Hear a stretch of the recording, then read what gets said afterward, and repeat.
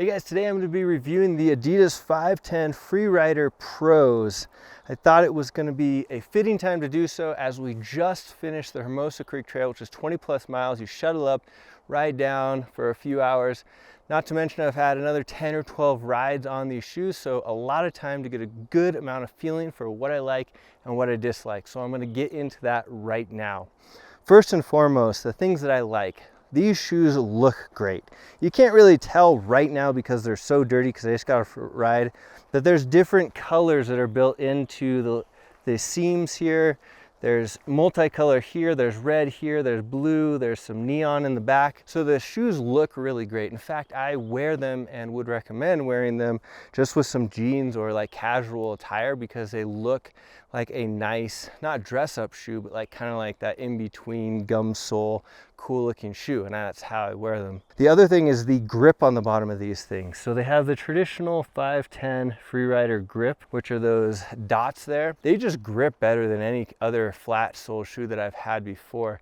Not that they grip as well as a clip or a clipless pedal, but they grip really, really well. It's impressively so how grippy they are. Then the lacing system. You can see that I have my laces tucked into that little bungee strap there. I really love it when shoe companies do that because you don't want your laces getting stuck in your chain at all. And even though I feel like these could be a little bit better or in a better position so that you could loop the laces and they would be more secure, they stay there pretty darn well. So I'm impressed with how those work and how they stay in there. Lastly, they're a very durable shoe. You can run these shoes into rocks, into pedals, whatever it may be, and it doesn't really faze them at all. It's great how durable they are. So you can wear them out on the town, then you can go for a bike ride, you can run them into things, and you can just sponge them off and they look really nice. They do clean up really quickly and easily. I probably should have cleaned them up for this, but we just got off the ride. So this is how they're looking when you're performing with them on. Now the things that I don't necessarily like or that you should be aware of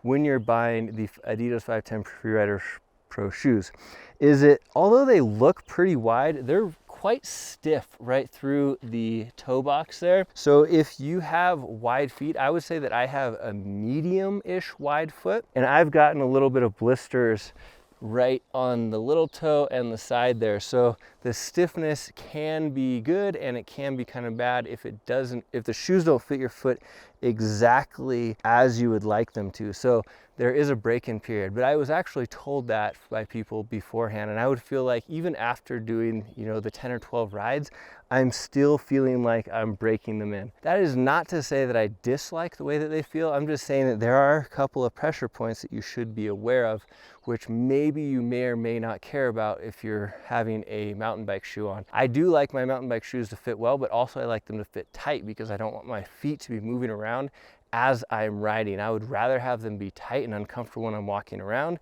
than comfortable when I'm walking around and not tight enough when I'm riding. I'm sure that you probably feel the same way. The only other downside I would say to these shoes are they're pretty expensive at $150. If you don't have a pro deal or something like that, it is a pretty expensive shoe. That being said, I imagine they're gonna last for several seasons because of how they seem to be holding up so far. And I know that a lot of people that like these shoes and ride with them for a long time. So I'm expecting them to hold up for a lot of time.